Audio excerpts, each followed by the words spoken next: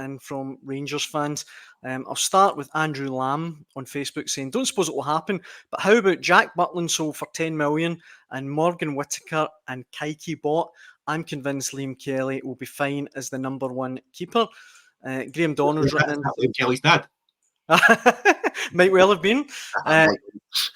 Graham Donald, Rangers aren't a threat to Celtic until they buy some decent players and compete with them. I'm not a Celtic man, but they're miles behind in strength and depth. This one as well. Drew Heaps. It's plain and simple. The financial gap between the clubs is massive. We won't be genuine challengers on the field until there is proper investment. I know it's difficult for Rangers. A lot of it is kind of dependent on players going out. I mean, Ianis Hadji and Todd Cantwell are the two names that keep, getting brought up. But do you think there'll be any sort of investment this week, Scott, in the Rangers squad? Look, as it stands, even if they can't get any of the players they want out, they've got scope to bring in at least one on a loan, right? It'd be a loan, and it could be a loan with an option to buy. It won't be a loan with an obligation to buy, but they have got scope for an option to buy. So there is money that could be put in place for that sort of deal. The rest of it is pretty much about freeing up budget and wages from the current playing staff. I mean, for example, Ben Davies went to Birmingham City there.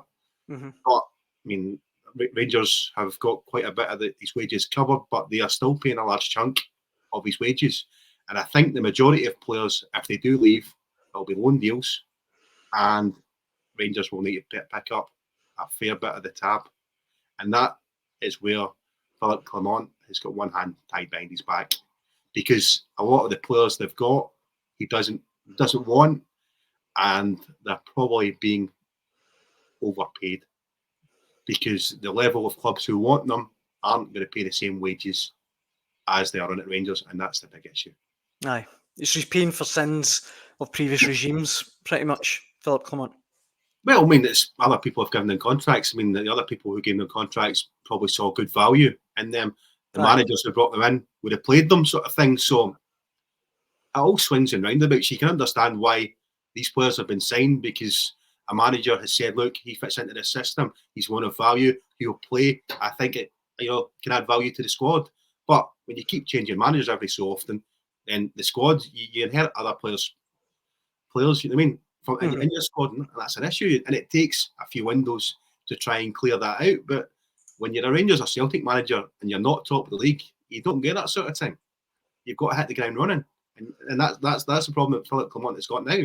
And as like one of the listeners said there earlier on, that Celtic probably they are streets ahead financially. They've got the money, and if you look at the squad, they've got the strength and depth.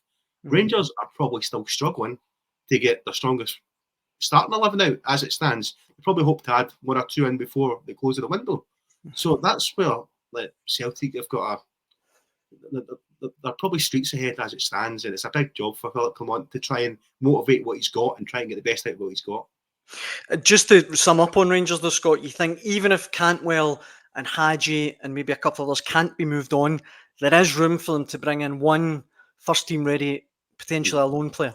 Yeah, and what they're wanting is it's an attack. The current priority is an attacking midfield player who can either play in the centrally or off the left.